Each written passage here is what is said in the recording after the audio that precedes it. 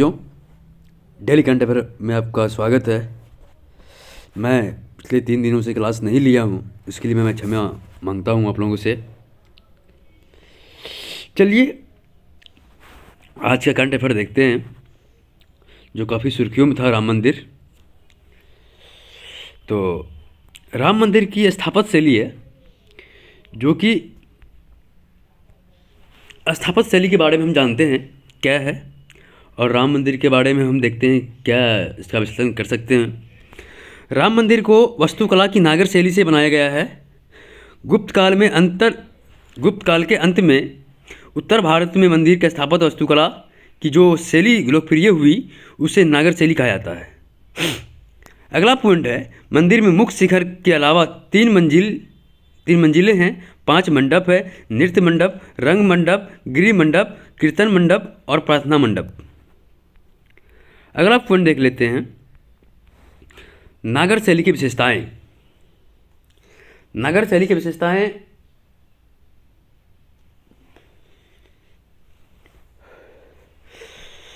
गर्भगृह नागर शैली के मंदिर में एक ऊंचे चबूतरे पर बनाए जाते हैं, जिस पर गर्भगृह होता है। गर्भगृह के मंदिर के मुख्य अधिष्ठान देवता की मूर्ति को स्थापित किया जाता है। उसका है प्रदक्षिणा पत्र, ठीक है, प्रदक्षिणा पथ। इसमें गर्भगृह के चारों ओर प्रदक्षिणा पथ पर और इसमें आसान धुरी या एक उससे अधिक मंडप भी बनाए जाते हैं। अगला पॉइंट है मंडप। मंडप के बारे में देख लीजिए। मंडप मुख्य मंदिर के सामने सभा हॉल या मंडप के रूप में भी होता है। अगला पॉइंट है शिखर। गर्भगृह के ऊपर शिखर यानी पर्वत शिखर बनाया जाता है, जो नागर शैली के मंदिर में सबसे विशिष्ट पहलू हैं।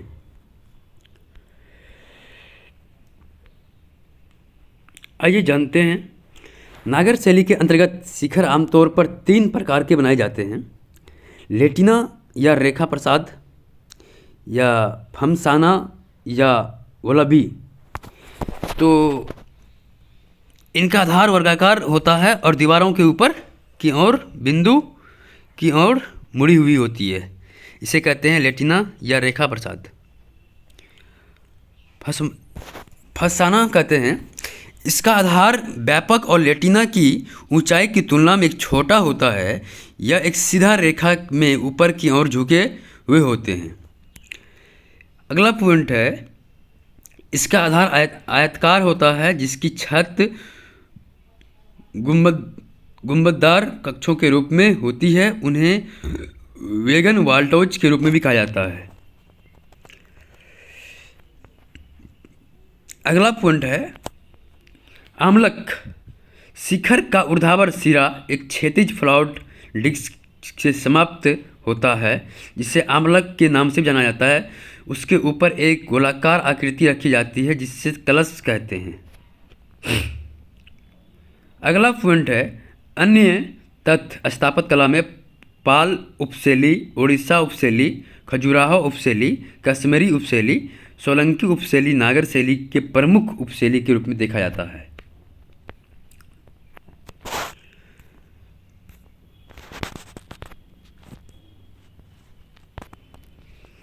तो अगला पॉइंट है, नागर शैली के प्रमुख मंदिर देवगढ़ का दशांतवार मंदिर, भुमड़ा का शिव मंदिर है।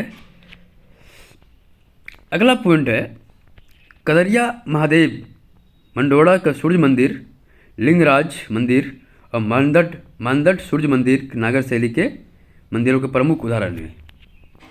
चलिए आज फिर अगला न्यूज़ देख लेते हैं। हम लोग अब जो सेशन में करवाएंगे, इस सेशन में 3 से 4 मैं न्यूज़ लेके आऊँगा, उसका मैं विश्लेषण करवाऊँगा। उसके बाद मैं 4-5 क्वेश्चन करवा सकता हूँ, ठीक है। तो आप लोग बीपीएससी प्रोस्पेक्टिव से हमारे साथ बने रहिए। हमारे चैनल को सब्सक्राइब करिए, शेयर करिए, जो अधिक से अधिक आदमी को लाभ मिल सके। चलिए आज का दूसरा न्यूज़ देख लेते हैं। जिला न्यायपालिका की स्वतंत्रता संविधान के मूल संरचना का हिस्सा है, चर्चा में क्यों है। इंडिपेंडेंट जुडिशरी जिला न्यायपालिका स्वतंत्रता संविधान की मूल संरचना का हिस्सा है, चर्चा में क्यों है? मुख्य न्यायाधीश डी.वाई. चंद्रचूड़ और न्यायमूर्ति वी. राम सुब्रमण्यम और न्यायमूर्ति पी.एम. नरसिम्हा के तीनों न्यायाधीश के पीठ ने एक फैसले में कहा कि जिला न्यायपालिका की स्वतंत्रता का संविधान का मूल संरचना का हिस्सा है। जानिए इसका मुख्य विवरण क्या है। सुप्रीम कोर्ट ने कहा है कि कार्यपालिका विधायिका और से न्यायपालिका स्वतंत्रता के लिए न्यायपालिका को वित्त के मामलों में अपने बात कहने का आवश्यकता है। न्यायमूर्ति नरसिम्हा ने कहा कि यह समझाना महत्वपूर्ण है कि जिला न्यायपालिका स्वतंत्र न्यायिक प्रणाली को एक महत्वपूर्ण हिस्सा है जो संविधान की मूल संरचना का हिस्सा है। अगला पॉइंट है जिला न्यायपालिका का महत्व जान लेते हैं एक बार। जिला न्यायपालिका स्वतंत्रता भी समान रूप से संविधान के मूल संरचना का हिस्सा होनी चाहिए। अगला पॉइंट है जिला न्यायपालिका अधिकांश मामलों में वो अदालत भी हैं जो वादकारियों के लिए सबसे अधिक सुलभ है। अगला पॉइंट है यह निर्णय न्याय प्रशासन प्रणाली में जिला न्यायपालिका द्वारा निभाई गई महत्वपूर्ण भूमिका को दर्ज करता है। अगला पॉइंट है जिला न्यायपालिका को वित्त सुरक्षा और आर्थिक स्वतंत्रता सुनिश्चित करना महत्वपूर्ण है। अगला पॉइंट है न्यायपालिका के पास उन धनराशियों के भुगतान के लिए वाद करने के अंतर्निहित शक्ति होनी चाहिए जो उनकी अनिवार्य जिम्मेदारियों को पूरा करने के लिए उचित और आवश्यक हो और न्याय प्रदान का कर्तव्य हो। उद्दान करने की उसकी शक्तियाँ को कर्तव्य होनी चाहिए। ठीक है, चलिए इसका मूल संरचना या सिद्धांत देख लेते हैं क्या कहता है। इसे 1960 और 1970 के दशक में संवैधानिक कानून मिमेंट एक श्रृंखला के भारत सर्वोच्च न्यायालय द्वारा विकसित किया गया था, जिसकी परिणति केशवानंद भारती बनाम केरल राज्य में हुई, जहां सिद्धांत को औपचारिक रूप से अपनाया गया। अगला पॉइंट है बुनियादी संरचना सिद्धांत की उत्पत्ति जर्मन संविधान में पाई जाती है, जिसे नाजी शासन के बाद भी कुछ बुनियादी बचे हैं। अगला पॉइंट है सर्वोच्च न्यायालय के अभी भी यह परिभाषित या स्पष्ट करना बाकी है कि संविधान मूल संरचना है क्या। चलिए अब तीसरा न्यूज देख लेते हैं क्या है, जो अभी हाल ही में बहुत सुर्खियों में था। झारखंड में गीद का भोजनालय गीद एक बर्ड है, पक्षी है, उसके बारे में अभी जो है झारखंड गवर्नमेंट ने गीद के लिए भोजन नालय का व्यवस्था करवाया है, तो चर्चा में क्यों है। गीद को घटती आबादी को संरक्षित करने के लिए झारखंड के कोडरमा में एक गिद्ध रेस्तरां भेल्टोर रेस्टोरेंट की स्थापना की। गिद्ध रेस्तरां विषय में जान लेते हैं या चर्चा में क्यों है। गिद्ध को घटती हुई आबादी यानी संरक्षित करना है इसको। गिद्ध का जो संख्या है वो काफ़ी घट गया है, इसके लिए संरक्षित करने के लिए झारखंड के कोडरमा में एक गिद्ध रेस्टोरेंट खोला गया है, जो स्थापना की गई है। तो इसके बारे में हम थोड़ा सा जान लेते हैं अच्छे से। ठीक है, तो गिद्ध रेस्तरां के विषय में यह एक आबादी क्षेत्र है जहां गिद्ध और अन्य अपमार्जक के लिए गैर विषैल जहर मुक्त मांस और सब उपलब्ध कराए जाते हैं। जो गिद्ध है ना, ये इंसानों का सब भी खाते हैं या किसी भी जानवरों का भी सब खाता है, लेकिन उसको उपलब्ध कराया जाता है। इसीलिए कह रहा है यह एक आबादी क्षेत्र है जहां गिद्धों को और अन्य अपमार्जक के लिए गैर विषैले या जहर मुक्त मांस और सब उपलब्ध कराए जाते हैं। अगला पॉइंट है इस पहल का उद्देश्य है मवेशियों की दवाओं और विशेष रूप से डायलाफोनिक्स के गिद्धों के स्वास्थ्य पर पड़ने वाले प्रतिकूल का प्रभाव को संबोधित करना। अगला पॉइंट है सबसे पहला गिद्ध भोजनालय 2015 में महाराष्ट्र के रायगढ़ जिले में फंसाड वन्यजीव अभयारण्य में बनाया गया था। अगला पॉइंट है गिद्ध के विभिन्न प्रजातियां। गिद्ध बड़े सब विशेषकर मृत जीवों के खाने वाले पक्षियों की 22 प्रजातियों में से एक ज़्यादातर उष्णकटिबंधीय या उपोष्णकटिबंधीय क्षेत्र में रहते हैं। अगला पॉइंट है, मेरी थोड़ी सी आवाज़ आप लोगों को भारी लगता होगा, थोड़ा सर्दी उर्दी जुकाम हो गई है तो उसके वजह से थोड़ा सा आवाज़ फ्रेश नहीं हो पा रहा, उसके लिए मैं क्षमा मांगता हूँ आप लोगों से। और वे प्रकृति, चलते हैं आज के अगला पॉइंट की तरफ। वो प्रकृति कचरा ग्राहक के रूप में कार्य करते हैं और वन्यजीव रंगों को नियंत्रित करने के लिए महत्वपूर्ण भूमिका निभाते हैं। अगला पॉइंट है, भारत में गिद्ध को 9 प्रजातियों का घर है, जिनमें oriental white backed, long billed, slender billed, Himalayan billed, red headed, मिस्र देशीय, अबियड और सेनेसियस और यूरेनियस गिफ्रॉन शामिल है। संरक्षण की स्थिति, वन्य जीव संरक्षण अधिनियम 1972 की अधिसूचना या अधिसूची बियड पहले नंबर पे, लॉन्ग बियड, सिलेंडर बियड, ओरिएंटल बियड, ओरिएंटल व्हाइट बियड कैट, ये सभी को संरक्षण किया गया है। जो अन्य गिद्ध प्रजातियां हैं जो अनुसूची 4 के अंतर्गत संरक्षित है। IUCN रेड लिस्ट के बारे में जान लेते हैं। गंभीर रूप से विलुप्त प्राय oriental white baked, long विक्ट, cylinder wicket, red headed. लुप्त प्राय मिश्र देशीय है। निकट संकटग्रस्त हिमालयन बियडेड सेनिरियस। अगला पॉइंट है, कम चिंताग्रस्त यूरेशियन गिफ्रॉन।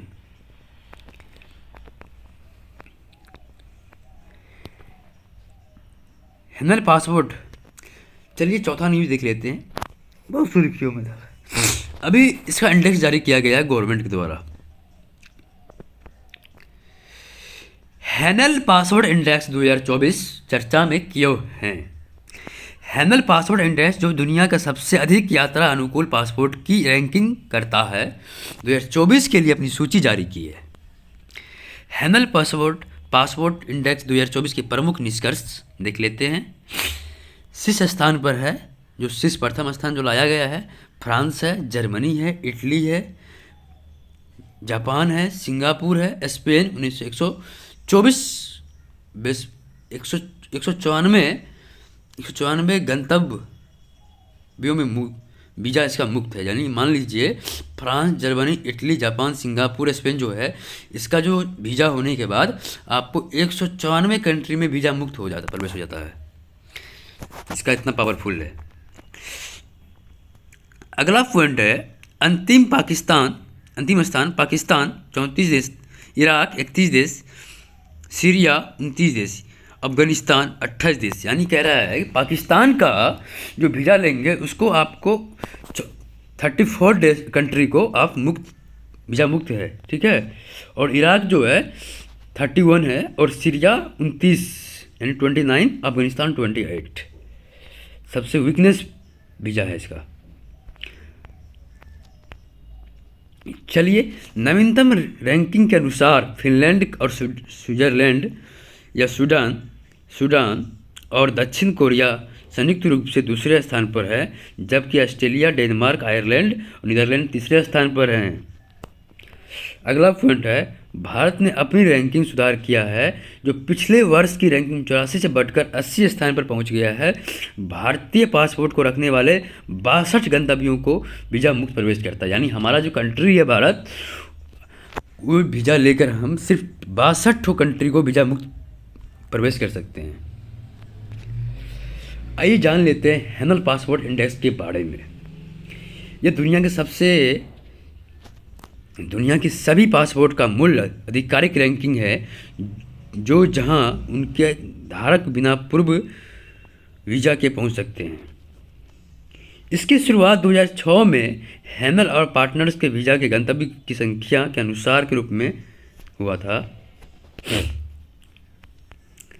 अगला पॉइंट है सूचकांक international airport air transport association IATA विशेष डेटा पर आधारित है, जो सबसे बड़ा सबसे सटीक यात्रा सूचना हैनल एंड पार्टनर्स को शोध टीम द्वारा बनाया गया है।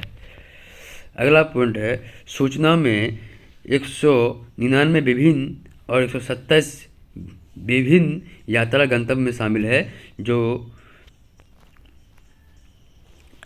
अगला पॉइंट है एक विशिष्ट पासपोर्ट जितने देश में तक पहुंच सकता है वो उसका वीज़ा मुक्त स्कोर बन जाता है।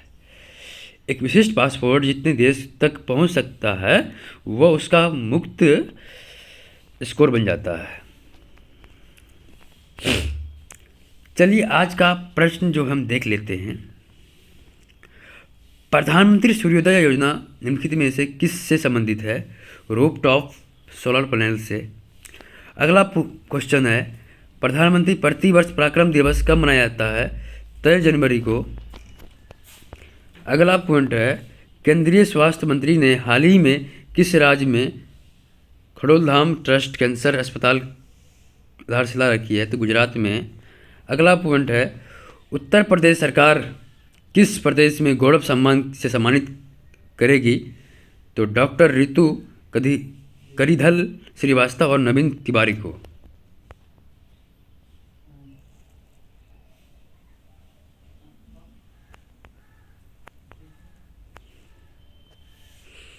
अगला क्वेश्चन है अयोध्या में श्री रामलला बहुप्रतीक्षण प्राण प्रतिष्ठा समारोह का मुख्य अतिथि PM मोदी किए थे, जो 2 दिन पहले हो गया।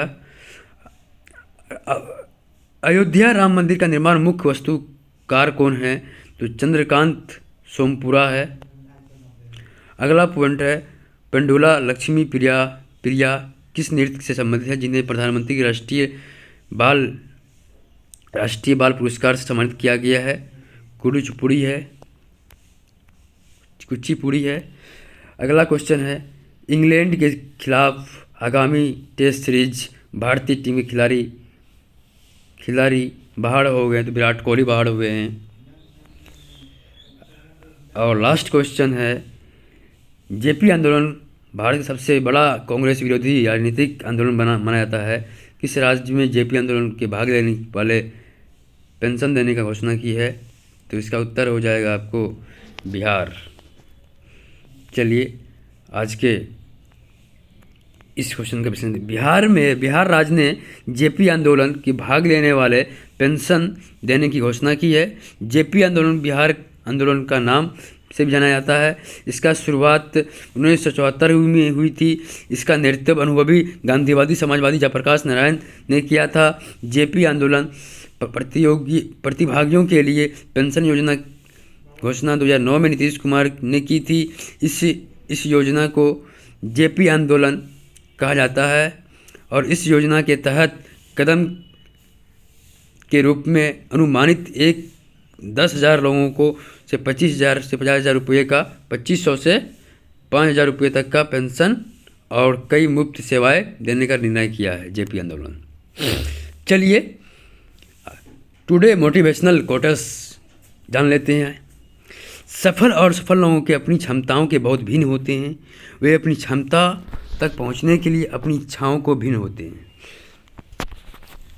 चलिए हम आज एक चीज़ आप लोगों को बता दें इस वीडियो में। GS अड्डा मिशन 17 लॉन्च की गई, जो 17, ठीक है। We have come with our dream project mission 17 for selection of 17 aspirant in the upcoming 17 BPSC। हमारी विशेषताएं हैं 1-to-1 mentorship, complete hand holding, 360 degree syllabus coverage और target selection in 17 BPSC।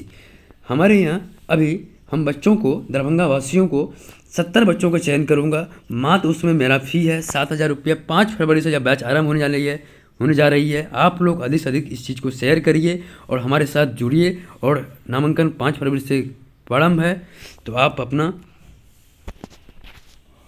Seat को सुनिश्चित करने के लिए हमारे ऑफिस पता पर विजिट करिए। बेला मोड़, समर एजेंसी, दरभंगा, बिहार।